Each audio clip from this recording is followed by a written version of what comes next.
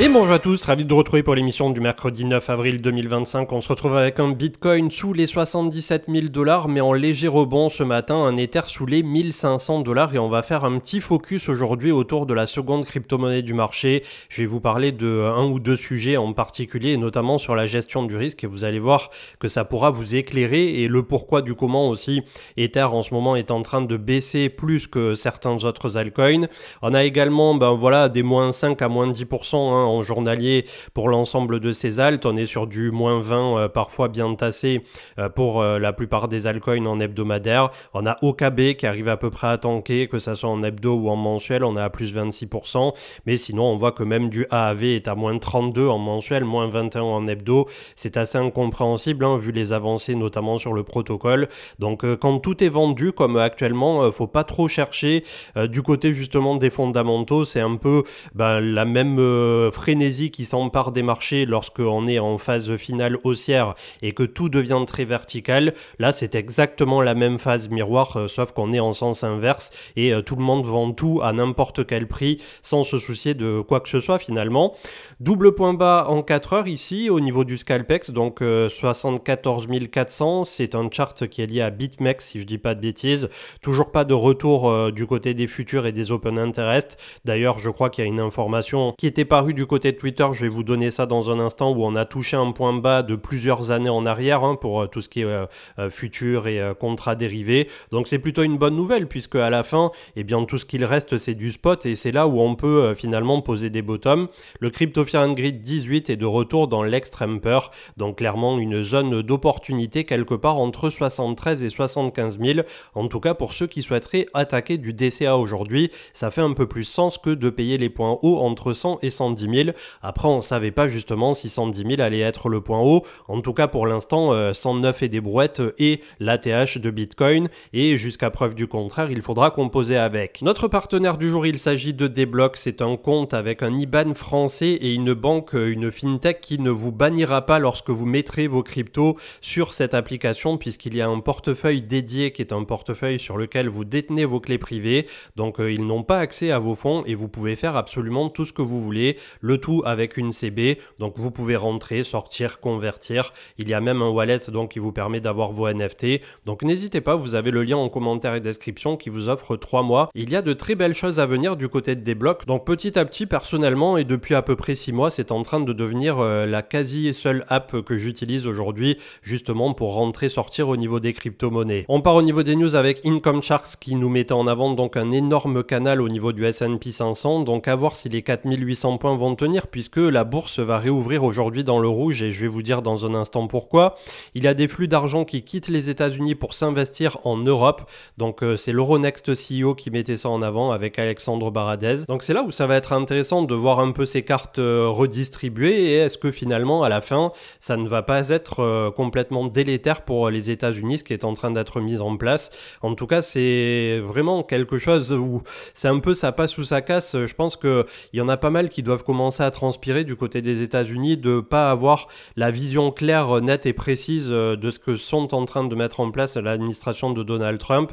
Et derrière, même au sein de son propre parti, apparemment, ça commence un petit peu à grincer des dents puisque la finalité pour un pays aussi capitaliste et aussi ouvert au monde justement que les États-Unis, ça ne peut être que la circulation libre des biens et services et de l'argent et de la finance. Et là, il est en train de gripper tous les rouages justement de cette immense machine.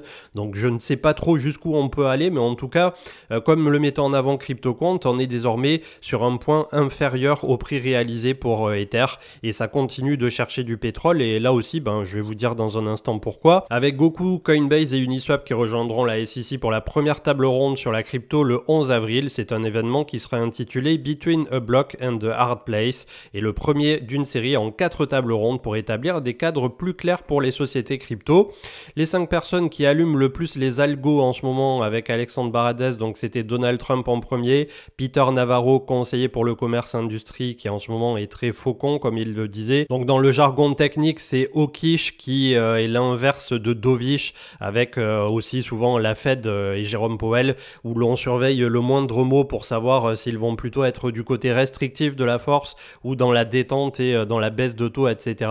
Kevin Hassett, président du Conseil économique national, Howard Lutnick, secrétaire au commerce. Et enfin Scott Bessent, le secrétaire au trésor. Donc en ce moment on a des personnalités politiques aux États-Unis qui font un peu la pluie et le beau temps, mais surtout Donald Trump en effet en tête de file avec tous ses droits douaniers et avec la Chine qui vient de récupérer plus de 100% suite à une escalade donc entre les deux plus gros blocs qui existent sur cette planète. La peur est surtout en finance quand il s'agit d'argent est perçue psychologiquement comme 2 fois plus importante qu'une émotion identique positive, et vraiment c'est un truc sur lequel j'insiste puisque actuellement vous allez vous sentir très mal en fait vis-à-vis de ce qui est en train de se dérouler sur les marchés, et c'est tout à fait normal puisque on n'est pas câblé, on n'est pas programmé psychologiquement pour se prendre des shoots comme ça, aussi difficiles soit-il quand il s'agit de l'argent. Ça ramène à des peurs un peu primitives, la peur de manquer, la peur aussi de biais psychologiques que l'on se crée, ou même de biais défensifs que vont mettre en place vos cerveaux pour tout simplement vous protéger d'informations comme ça qui vous paraissent trop difficiles à accepter. Et donc vraiment dans ces moments-là, ça va vous amener à prendre des directions ou des décisions qui sont tout sauf rationnelles. Donc vraiment essayez toujours de comprendre comment vous fonctionnez, d'apprendre à vous connaître aussi au fur et à mesure du temps, c'est vraiment le nerf de la guerre. Et comme le disent un bon nombre de mémoires de spéculateurs et de vieux de la vieille, comme des Warren Buffett ou même d'autres personnes qui sont déjà décédées, dans le livre de Jesse Livermore ou d'autres, c'est pas mal ressorti. À la fin, le seul truc qui compte sur on va dire un horizon de temps de 10 ou 20 ans, c'est si vous allez réussir à vous contrôler vous plutôt que vos investissements, du moment que vous investissez sur des trucs solides. Derrière, il n'y a que vos décisions et le fait de ne pas être impacté dans ces moments où tout est en train de perdre des dizaines de pourcents pour justement à un horizon de temps de 10 ou 20 ans, voir que le graphique à la fin n'a fait que monter et que le truc qui vous semblait insurmontable à un instant T quand votre portefeuille prenait moins 10, moins 20, moins 30%, à la fin ça représente juste un petit P de mouche au milieu du graphique sur une vingtaine d'années par exemple. Donc c'est un truc très important mais dont quasiment personne ne parle, et pourtant c'est ce qui fait que la majorité des investisseurs à la fin finissent par perdre en faisant tout et n'importe quoi. Trump qui dissout l'unité chargée d'enquêter sur les entreprises crypto au département de la justice, donc encore une bonne nouvelle, c'était mis en avant par Grégory Raymond. Le VIX avec Tommy Douziak qui est donc un indicateur clé de la volatilité sur les marchés financiers américains, qui est aussi appelé indice de la peur et qui est en train de rebondir aussi fort qu'en 2020 et en 2008. Donc on est sur une crise malgré tout qui n'est pas une petite crisette et peut-être qui va durer justement dans le temps. Donc aussi préparez-vous-y psychologiquement à un potentiel de 12 à 18 mois qui n'irait pas forcément dans notre sens. Ça fait pas plaisir, mais voilà, le marché étant ce qu'il est, le monde étant ce qu'il est, le nouveau président des États-Unis étant ce qu'il est, on ne peut pas aller contre courant, on ne peut pas aller contre la musique. Donc tout ce qu'il faut faire entre 6 et 12 mois maintenant, c'est nous préserver, c'est essayer de tanker, de prendre que des actifs qui sont AAA super robustes, et nous dans la crypto, ça passe essentiellement par Bitcoin, et ensuite de laisser venir petit à petit justement ce déroulement de marché qui nous donnera un peu plus de réponses, et le tout en espérant que oui, à un horizon de temps de 6 mois déjà, Donald Trump aura cumulé tellement de tarifs douaniers qu'il verra qu'il a mis le monde entier à feu et à sang, et il sera au bout d'un moment obligé lui aussi de revenir en arrière, et le tout en jouant le côté politique pour 2026 avec les midterms pour les élections des États-Unis. Comme je le disais en intro tout à l'heure, le levier qui est revenu à un point bas donc de juillet 2024, donc à peu près il y a un an. Très très bonne nouvelle de ne pas avoir trop de levier en ce moment. Le Bitcoin qui risque d'échouer s'il est utilisé uniquement comme réserve de valeur, c'était Jack Dorsey, CEO de Block et ancien CEO de Twitter. Et donc en effet pour lui, il plaide pour un développement de solutions de paiement rapide, et le Bitcoin doit pouvoir et devrait systématiquement être échangé plutôt que juste gardé.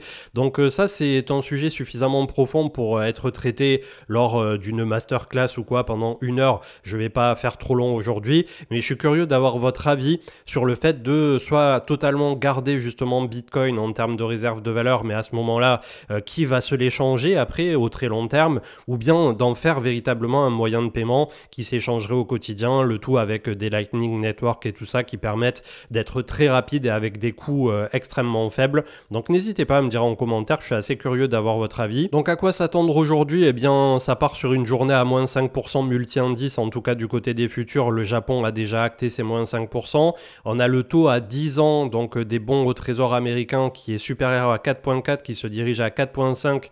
Il y a les analystes qui visent déjà du 5%, c'est complètement fou. Et les tarifs douaniers à plus de 100% appliqués à la Chine. Donc ça, bien entendu que si la Chine et les États-Unis commencent à se mettre des droits de douane à 100%, là, ça va partir véritablement en cacahuète. Donc bon, je pense que ça reste temporaire puisque dans tous les cas, je suppose que l'un ou l'autre ne veulent pas non plus ramener la finance à l'âge de pierre, mais voilà, c'est un peu le champignon nucléaire et je pense que l'image est bien choisie ici avec Oppenheimer ce matin où on a deux scorpions dans un bocal qui sont en train de s'affronter et les deux savent qu'ils peuvent tuer l'un et l'autre et malheureusement j'espère que ça finira pas comme ça. Et donc pas mal de personnes qui se demandaient pourquoi Ether baisse autant, moins 10% aujourd'hui, tandis que d'autres altcoins moins que lui. Et c'est assez simple puisque Ether sert de collatéral principal dans les protocoles de finance décentralisée. Et dès lors qu'on atteint des paliers de prix qui sont des paliers de prix déjà assez bas, on a touché 1004, peut-être en dessous de 1004 cette nuit, là ça a un petit peu rebondi ce matin, et bien ça entraîne comme ça des cascades de liquidation où c'est pas un domino qui tombe les uns après les autres, c'est un domino qui en fait tomber un moyen, qui en fait tomber un plus grand et qui finit par faire tomber des très très gros dominos. Donc au plus le prix chute finalement pour Ether, au plus ça entraîne des cascades de liquidation automatisées puisque les plateformes qui vous prêtent de l'argent et notamment en finance décentralisée, quand bien même c'est un contrat, un smart contract qui va le mettre en place, et bien derrière vous allez vous faire liquider. Donc vous allez perdre une bonne proportion de votre portefeuille et ensuite on va vendre vos actifs, notamment vos Ethers en collatéral, forcés contre votre volonté de façon automatisée, ce qui continue finalement de vendre beaucoup d'Ethers et d'entraîner encore et encore cette spirale négative jusqu'à ce qu'il y ait quasiment plus personne à liquider ou que les gros fonds qui détiennent des dizaines, des centaines de milliards et ou les portefeuilles justement d'exchange et à la fin c'est comme ça qu'on finit par poser un point bas tout simplement et de ne plus avoir aucun levier exactement comme on vient de le voir au niveau de Bitcoin avec une zone de non-levier entre guillemets qui est revenue sur des points d'un an en arrière à peu près. Mastercard qui s'associe à Kraken pour permettre aux utilisateurs européens de dépenser des cryptos chez plus de 150 millions de commerçants dans le monde. C'était Goku qui mettait ça en avant. Donc on voit que l'adoption, elle, continue de faire son petit chemin. Et enfin, un post au niveau de la gestion du risque par rapport à Ether. Donc je vais attaquer par la fin du post en termes de disclaimer, ce qui me permettra ensuite d'attaquer sur l'analyse technique juste ensuite. Mais ce post, comme on va parler chiffres, ne constitue pas un conseil ou incitation à l'investissement. Le marché des crypto-monnaies est extrêmement volatile. Vous pouvez perdre partiellement ou dans l'intégralité votre capital et même jusqu'à 3 fois votre mise selon Bruno Le Maire. Ceci étant dit, donc un trade qui serait juste parfait en termes de gestion du risque sur Ether si jamais la seconde crypto-monnaie du marché vient à nouveau chercher ses points bas autour de 1000 $. On peut risquer 1000 $ pour acheter un Ether, placer le stop autour de 800 $, sachant que l'ancien point bas est autour de 900, on avait même atteint 880 sur certains échangeurs, donc le risque de perte est de 200 $, à peu près moins 20%, avec un upside potentiel, lui, en centaines de pourcents, puisque ne serait-ce que 1000 $ à 2000, ça fait plus 100%, tout en risquant moins 20, comme je viens de vous le dire. Donc on peut penser ce qu'on veut, mais un Ether à 1000 $, ça serait un équivalent de Bitcoin à 15K lors du dernier bear market. Attention, ne minimisons pas non plus le risque que ETH, d'un point de vue spéculatif, a vraiment perdu son mojo sur ce cycle et peut-être ne s'en relèvera pas. Voilà, ça restera longtemps et à jamais derrière BTC. Mais d'un point de vue conviction et métrique on-chain, cette blockchain sur laquelle gravite une immense partie de l'écosystème ne s'est jamais aussi bien portée. Donc pour l'instant, le but, comme je vous le disais il y a quelques instants, c'est de jouer défensif. Donc j'ai réduit drastiquement mon exposition à Ether au profit de Bitcoin, tant qu'on est en eau trouble, tant qu'on ne sait pas comment le monde va partir et ça part en ce moment dans tous les sens.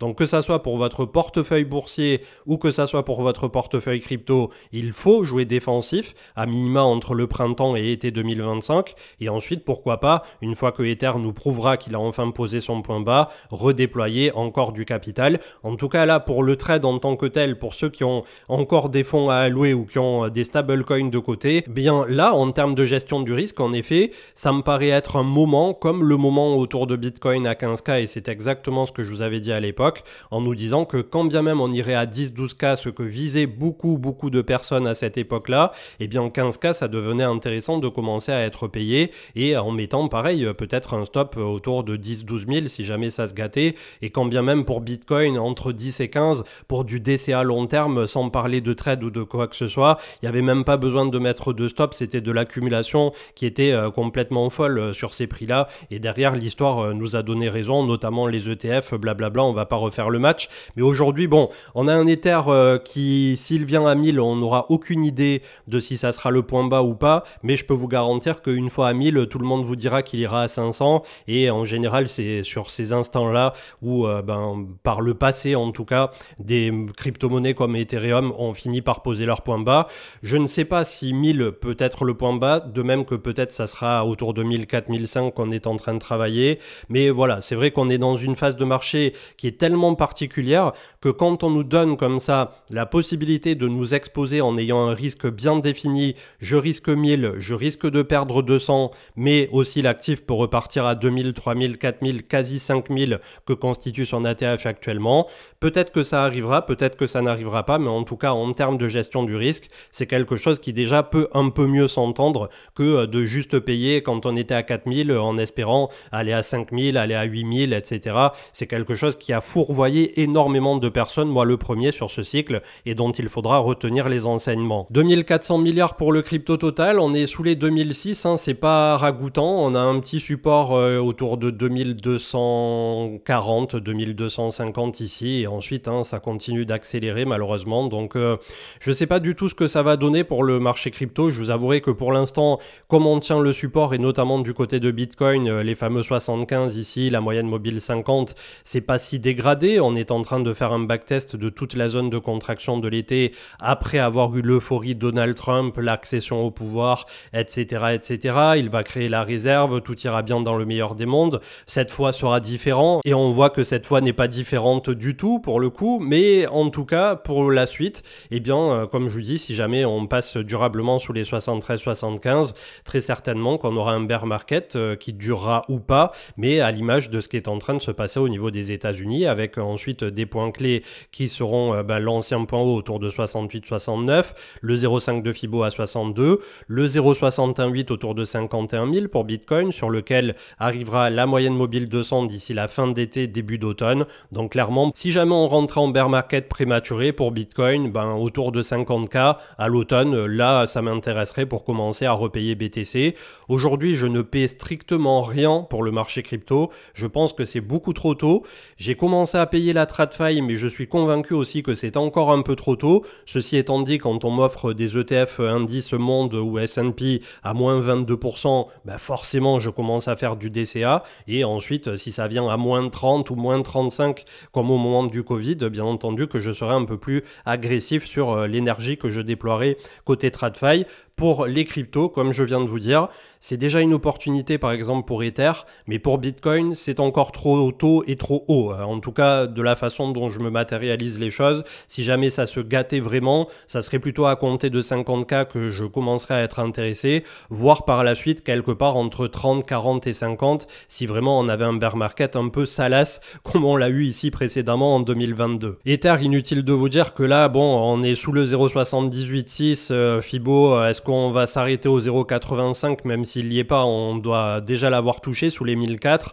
Là, il faut laisser le mouvement se terminer. On a un RSI qui est en train d'arriver sur les points bas de 2022. On a ETH BTC qui cherche du pétrole, donc qui est encore très très loin de pouvoir se retourner. Peut-être qu'à la fin, on va venir chercher justement les 0,016 qu'avait constitué le point bas de septembre 2019. Donc, je disais hier sur le Discord, et c'est quelque chose de complètement fou, c'est incroyable si on venait à revoir Ether autour de 1100 et autour de 1000 $ tout court, puisque c'était les points bas avec la mèche extrême ici quand il y a eu Terra suivi de FTX et où on s'était pelé, je crois, 12 semaines de baisse consécutive. D'ailleurs, c'est ce qui est en train d'arriver en ce moment du côté de Solana. On entame la 13e semaine de baisse consécutive, donc vous voyez que c'est des moments qui peuvent faire très très mal.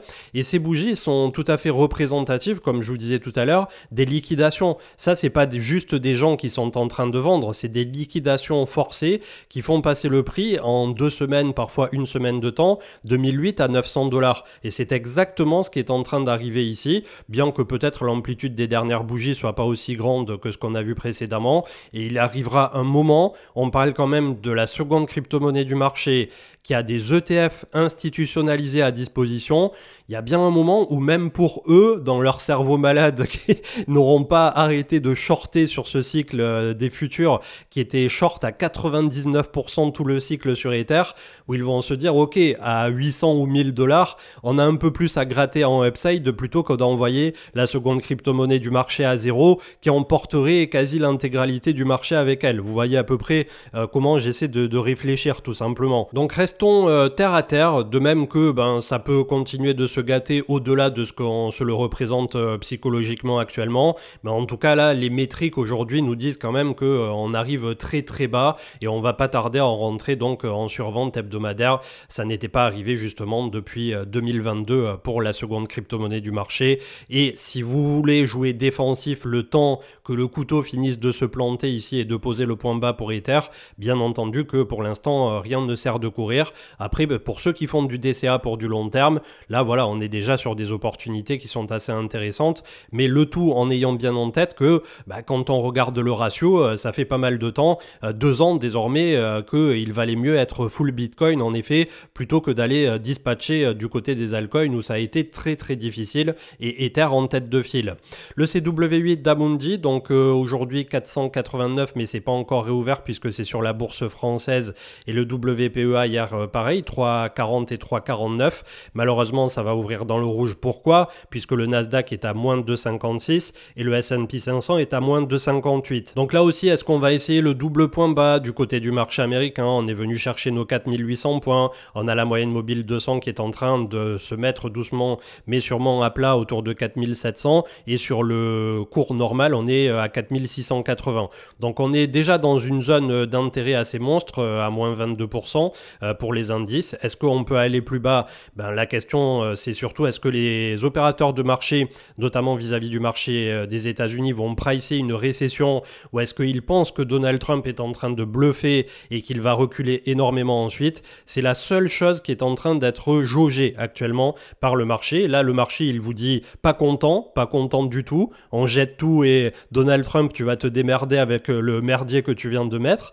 Et ensuite, c'est soit ça perdure et on peut venir chercher vraiment un crack avec un truc bien plus exacerbé, c'est-à-dire moins 30% et au-delà, ou bien on finira par poser notre point bas ici cet été entre 4006, 4008, peut-être 5000, et au cours de l'automne on aura un rebond qui sera tout aussi important, puisque si on prend les 4800 points ici, un simple rebond on va dire à la moyenne, c'est-à-dire à la médiane de ce grand range d'une vingtaine de pourcents qu'on vient de faire, c'est-à-dire 5300, 5400 points, ça fait déjà un rebond de plus de 10%, et si on venait à reprendre un jour le point haut, ça fait 27-28% de hausse. Donc les moins 20% aujourd'hui, comme je vous disais, sur un 10, je suis tout à fait prompt à le payer dans l'immédiat, mais je ne me précipite pas sur les actifs à risque. J'ai renforcé un petit peu Apple, Nvidia, du Google qui est aussi très bas et qui a un PER pas dégueulasse aujourd'hui, mais c'est sans grande conviction sur le stock picking comparativement aux ETF où je sais que dans 10 ans, dans 20 ans, si on pense que le monde continuera de croître et la finance d'avoir de la croissance comme ça sur 10-20 ans, normalement je serai un petit peu plus haut que ce que je suis rentré aujourd'hui. Allez, une fois n'est pas coutume, on terminera avec une action française et c'est le luxe du côté de Hermès. Ils viennent de chercher au niveau du cours la moyenne mobile 100 hebdo autour de 2122 €. On a le support juste en dessous autour des 2060 à peu près, 2000, oui c'est ça, 2060, et la moyenne mobile 200 qui est aujourd'hui à 1760. Un Hermès qui tiendra, je pense, pense, un peu mieux que LVMH au travers du temps. Et là aussi, pour LVMH, par exemple, ça sera assez situationnel vis-à-vis de la Chine, vis-à-vis des tarifs. Est-ce que la Chine va se tourner un peu plus vers l'Europe et est-ce qu'il pourrait donner un coup de boost pour les partenariats Europe-Chine? Hier, j'écoutais un podcast qui était très intéressant et une personne qui disait, ou alors c'était un SpaceX, je ne sais plus parce que j'ai écouté beaucoup de choses et d'avis ces jours-ci pour aussi essayer de ne pas rester dans un biais qui est personnel, d'essayer d'avoir un maximum de data et ensuite d'en faire une certaine neutralité, que ça soit du très positif ou du très négatif. Et c'est vrai que à ce jour, en termes de commerce international et surtout de biens en tant que tels, c'est-à-dire tout simplement les objets qui sont vendus et qui sont échangés, voire les composants, il n'y a aucune entité qui puisse suppléer les États-Unis au commerce international avec la Chine. Donc quand bien même l'Europe et la Chine feraient un très bon business et finalement peuvent se rapprocher dans cette période où les États-Unis risquent de rentrer dans une certaine isolation vis-à-vis du monde, on peut avoir en effet quelque chose de positif entre la Chine et l'Europe, mais ça remplacera jamais le business que fait la Chine justement avec les États-Unis et vice-versa aujourd'hui. Donc c'est à prendre en considération, notamment quand on investit comme ça dans le secteur du luxe, à ceci près qu'aujourd'hui peut-être en effet Hermès au travers du temps s'est démontré un peu plus sexy d'un point de vue du cours et d'un point de vue de la proposition générale que LVMH qui quelque part est beaucoup plus volatile et qui sera un peu plus sujet à tous ces soubresauts et notamment liés au commerce international, puisque Hermès, quand bien même c'est international, on a quand même beaucoup de choses qui se font d'un point de vue purement franco-français et c'est peut-être là aussi la force de Hermès aujourd'hui de représenter une marque qui a su séduire avant tout localement avant de devenir une égérie mondiale, tandis que LVMH représente pour sa part un conglomérat avec tous les risques que ça peut comporter et surtout dans ces moments clés où c'est le monde entier qui est impacté, on voit que forcément LVMH va prendre un peu plus tarif que Hermès qui arrivera à continuer de répercuter, notamment c'est le cas de Ferrari par exemple, le prix sur les consommateurs et qui n'auront aucun souci à vendre, je crois, leur sac de maroquinerie phare à 20, 30, 50 000 euros. J'ai vu passer des prix récemment, je savais même pas que ça coûtait aussi cher. Le fer de lance là qui c'est le plus vendu, il faut être sur liste d'attente, etc. pour Hermès. Et d'ailleurs, normalement, si je dis toujours pas de bêtises, parce que c'est pas du tout mon secteur, vous vous en doutez bien, vous pouvez faire rapiécer tout au long de votre vie s'il y a quoi que ce soit sur votre sac Hermès. Ils ont un savoir-faire qui est ancestral et vraiment c'est assez exceptionnel de voir une maison comme ça perdurer au travers du temps et représenter le prestige et l'excellence à la française. Je vous souhaite une excellente journée, on ne déprime pas, on continue d'ouvrir l'œil, des opportunités sont là, peut-être que encore des opportunités monstres plus grandes finiront par arriver. Ceci étant dit, on est dans un monde là en ce moment qui est dans une incertitude assez croissante pour la finance et c'est ce genre de brouillard assez détestable que détestent justement les marchés financiers et qui font que la situation actuellement est assez instable et l'investisseur avisé quelque part attendra justement d'avoir une stabilisation de la situation avant de tirer ses dernières cartouches ou de tirer pour ceux qui étaient en stablecoin ou en cash ces cartouches tout court. Je vous souhaite une très bonne journée et on se retrouve ce week-end. Ciao ciao.